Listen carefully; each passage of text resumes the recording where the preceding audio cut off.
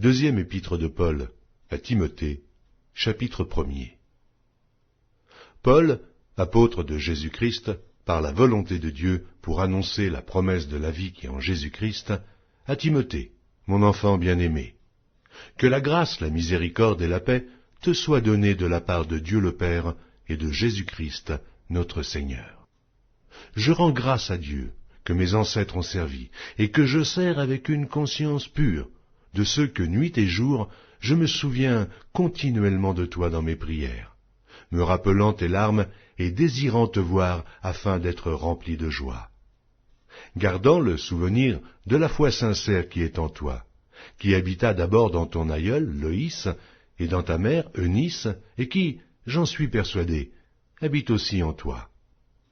C'est pourquoi je t'exhorte à ranimer le don de Dieu que tu as reçu par l'imposition de mes mains. Ce n'est pas un esprit de timidité que Dieu nous a donné, mais un esprit de force, d'amour et de sagesse. N'aie donc point honte du témoignage à rendre à notre Seigneur, ni de moi, son prisonnier, mais souffre avec moi pour l'Évangile, par la puissance de Dieu qui nous a sauvés et nous a adressé une sainte convocation, non à cause de nos œuvres, mais selon son propre dessein, et selon la grâce qui nous a été donnée en Jésus-Christ avant les temps éternels, et qui a été manifestée maintenant par l'apparition de notre Seigneur et Sauveur Jésus-Christ, qui a détruit la mort et a mis en évidence la vie et l'immortalité par l'Évangile. C'est pour cet Évangile que j'ai été établi prédicateur et apôtre, chargé d'instruire les païens. Et c'est à cause de cela que je souffre ces choses. Mais je n'en ai point honte, car je sais en qui j'ai cru, et je suis persuadé qu'il a la puissance de garder mon dépôt jusqu'à ce jour-là. Retiens dans la foi et dans la charité qui est en Jésus-Christ le modèle des saines paroles que tu as reçues de moi. Garde le bon dépôt, par le Saint-Esprit qui habite en nous. Tu sais que tous ceux qui sont en Asie m'ont abandonné, entre autres Pygèle et Hermogène. Que le Seigneur répande sa miséricorde sur la maison d'Onésiphore, car il m'a souvent consolé, et il n'a pas eu honte de mes chaînes. Au contraire, lorsqu'il est venu à Rome, il m'a cherché avec beaucoup d'empressement, et il m'a trouvé. Que le Seigneur lui donne d'obtenir miséricorde auprès du Seigneur en ce jour-là. Tu sais mieux que personne combien de services il m'a rendu à Éphèse.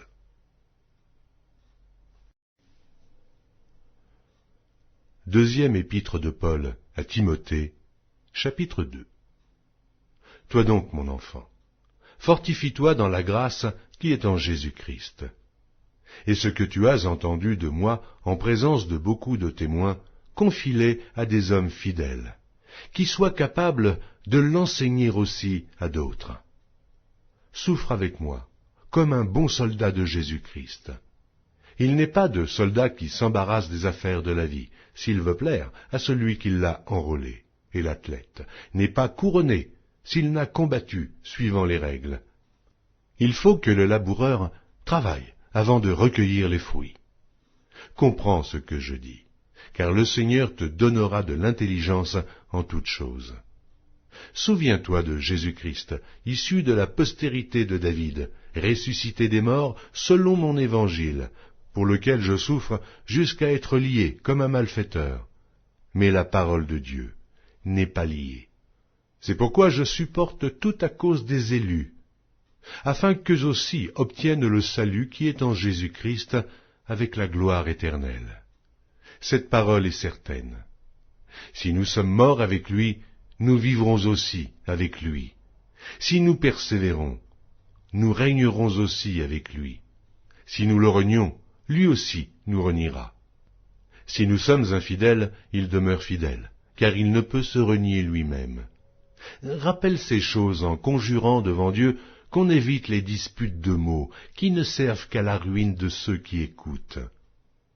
Efforce-toi de te présenter devant Dieu comme un homme éprouvé, un ouvrier qui n'a point à rougir, qui dispense droitement la parole de la vérité.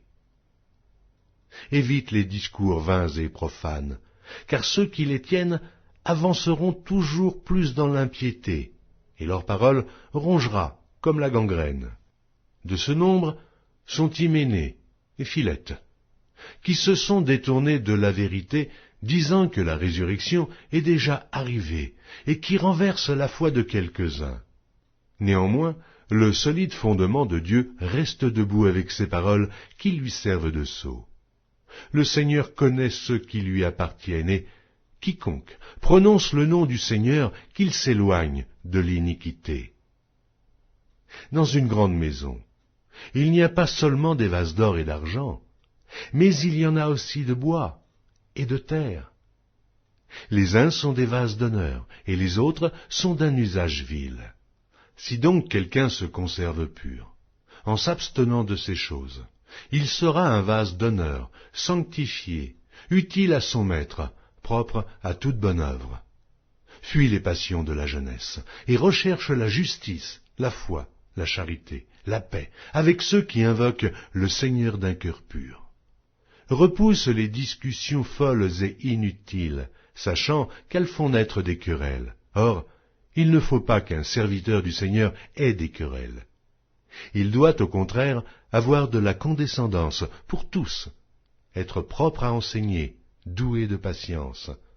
Il doit redresser avec douceur les adversaires, dans l'espérance que Dieu leur donnera la repentance pour arriver à la connaissance de la vérité, et que, revenus à leur bon sens, ils se dégageront des pièges du diable qui s'est emparé d'eux pour les soumettre à sa volonté.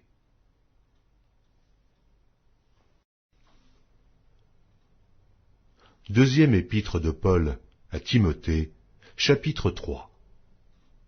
Sache que dans les derniers jours, il y aura des temps difficiles, car les hommes seront égoïstes, amis de l'argent, fanfarons, hautains, blasphémateurs, rebelles à leurs parents, ingrats, irreligieux, insensibles, déloyaux, calomniateurs, intempérants, cruels, ennemis des gens de bien, traîtres, emportés, enflés d'orgueil, aimant le plaisir plus que Dieu, ayant l'apparence de la piété, mais reniant ce qui en fait la force.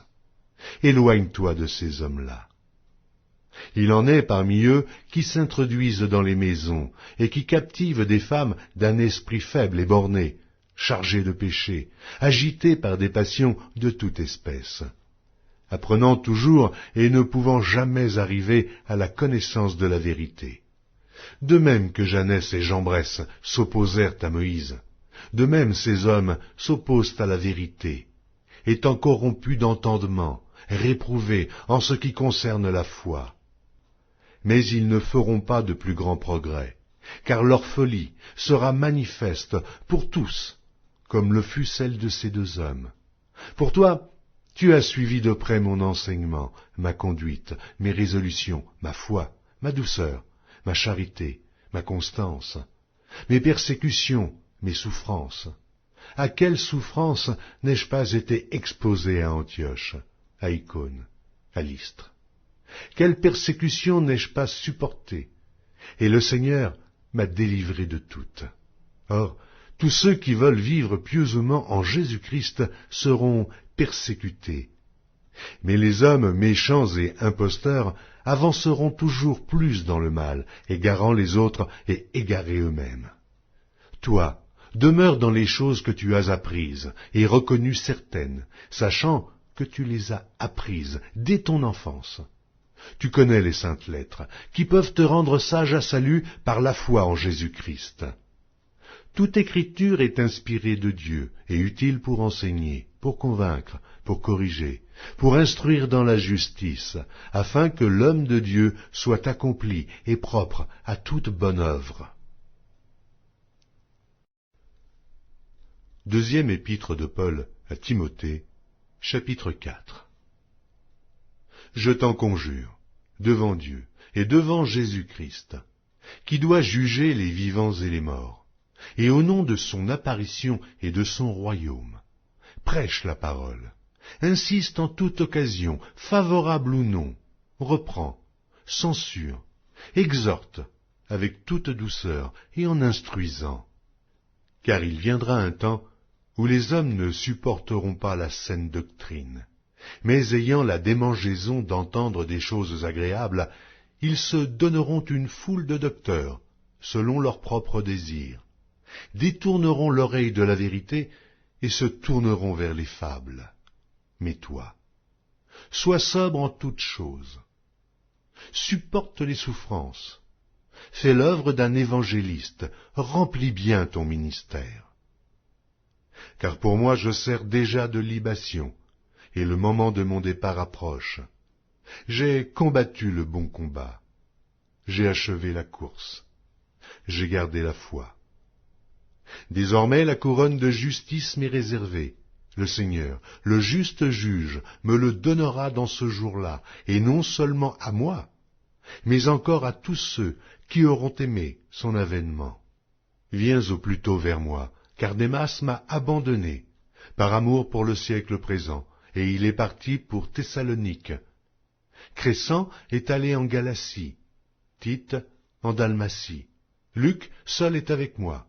Prends Marc, et amène-le avec toi, car il m'est utile pour le ministère. J'ai envoyé Tychique à Éphèse.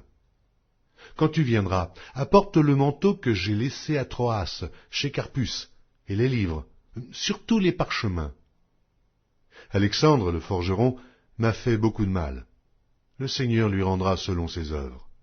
Garde-toi aussi de lui, car il s'est fortement opposé à nos paroles. Dans ma première défense, personne ne m'a assisté, mais tous m'ont abandonné, que cela ne leur soit point imputé. C'est le Seigneur qui m'a assisté et qui m'a fortifié, afin que la prédication fût accomplie par moi, et que tous les païens l'entendissent. Et j'ai été délivré de la gueule du lion. Le Seigneur me délivrera de toute œuvre mauvaise, et il me sauvera pour me faire entrer dans son royaume céleste. À lui soit la gloire au siècle des siècles. Amen. Salut Prisca et Aquilas et la famille d'Onésiphore. Éraste est resté à Corinthe, et j'ai laissé Trophime malade à Milet. Tâche de venir avant l'hiver. Ubulus, Pudence, Linus, Claudia et tous les frères te saluent. Que le Seigneur soit avec ton esprit, que la grâce soit avec vous.